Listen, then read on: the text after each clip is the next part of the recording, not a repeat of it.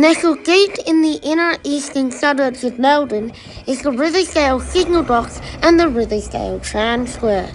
The signal box still uses original Victorian Railway type interlocking levers to operate and control the whole section between Camberwell and Willesden. However, there are some modern computers in there just for backup.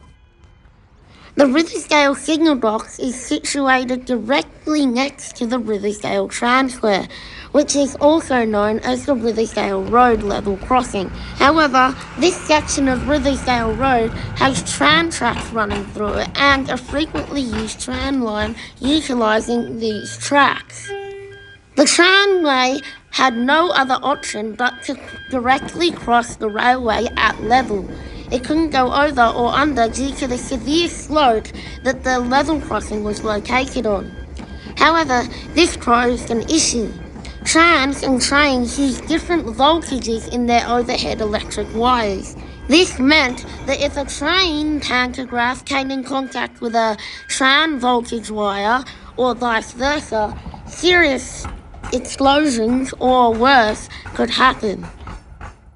I've made a diagram showing the signals controlled by the Riversdale box, as well as the track between Camberwell and Willesden on the LMA section. Very basic parts of Camberwell Junction I have put in, but I can't be bothered putting in all the stupid junctions that they have at Camberwell. I also haven't included the sidings at Camberwell in this diagram either. There are also some automatic signals that are not shown. I'm only showing the signals that are controlled by the signal box. First off, we'll look at what happens when a train from LMA comes. The train will halt at the end of Willesden platform as usual and unload passengers. However, at the end of the Willesden platform is the Riversdale home signal. You can see it here in the picture.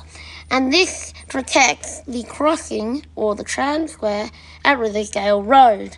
Riversdale signal box must lower the crossing and stop all traffic before the Riversdale home signal at the end of the Willesden platform can be cleared.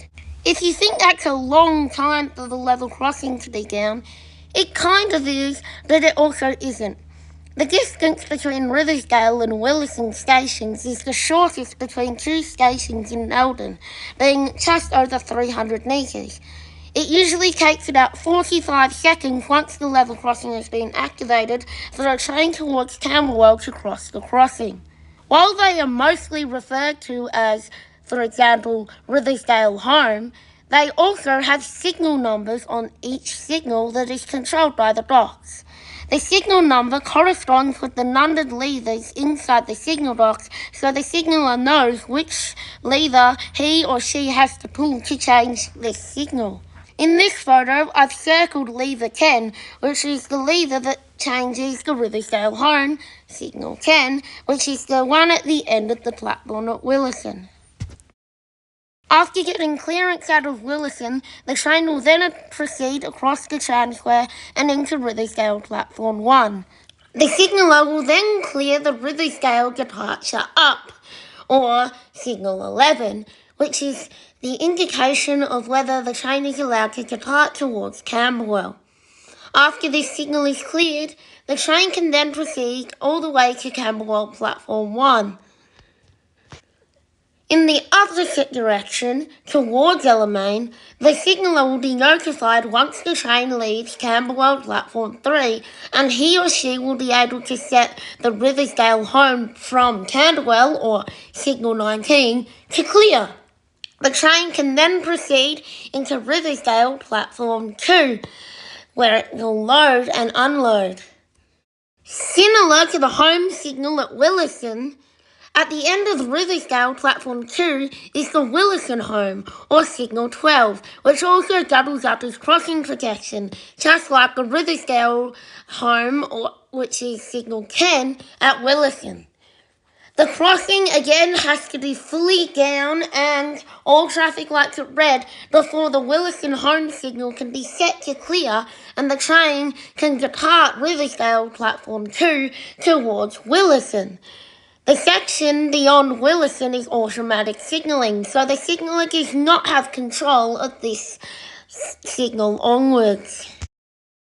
After the signal is cleared, the train will then proceed past the Willesden home, across the Tram Sqaure, and to Willesden and Alamein. Now, trains to Alamein from Camberwell usually depart platform 3 and then cross over the 1958 built crossover over the Belgrade and Alamein lines.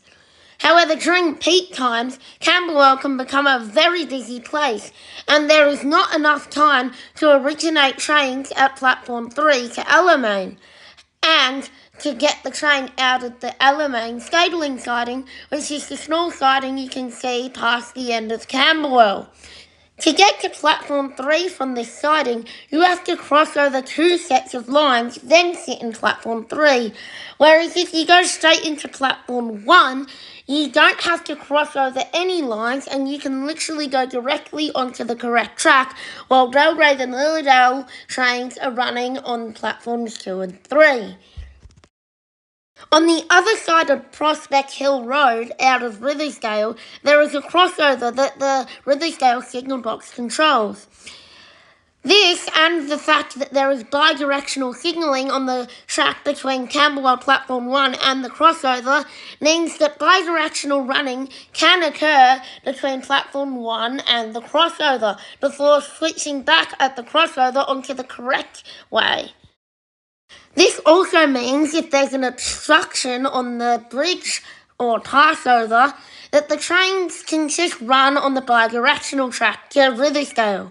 I've represented the obstruction by using this random Google image of an explosion I found.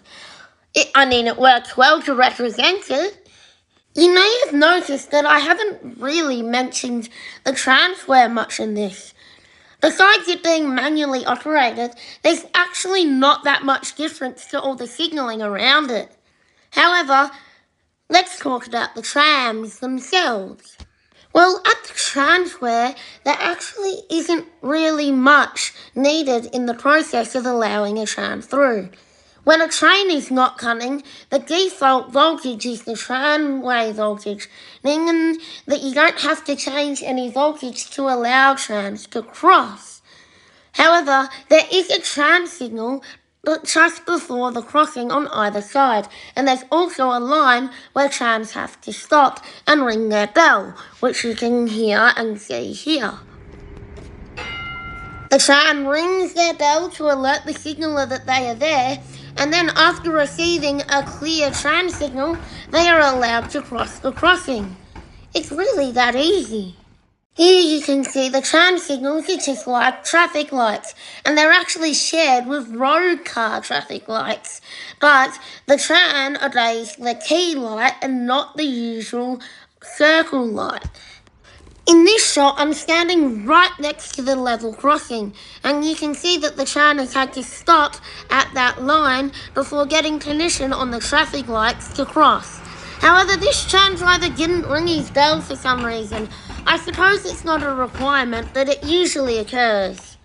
In the signal box is also a set of red and green flags. This is for use when the signals or traffic lights are not functioning properly or not working at all. The signaller can stick the red or green flag out of the window to signal to trains or trams whether it is safe to go or not. However, if the train driver cannot see these flags from his location, the signaller must walk down all the way to the train and give the driver a slip of paper that authorises the train driver to proceed. Anyways, that's the Riversdale signal box and the Riversdale Tram Sqaure explained and mapped in my own made diagram. Thanks for watching. I hope you enjoyed the video. And again, don't forget to, do all that liking and subscribing and everything to get my channel out there. And 12A is the best NA. And yes, again, 7A is second. I'm going to leave you on this brilliant shot I took of a metro train crossing the Tram Sqaure and then later a tram coming across it. I have studied out of it because it's very long. Thanks for watching.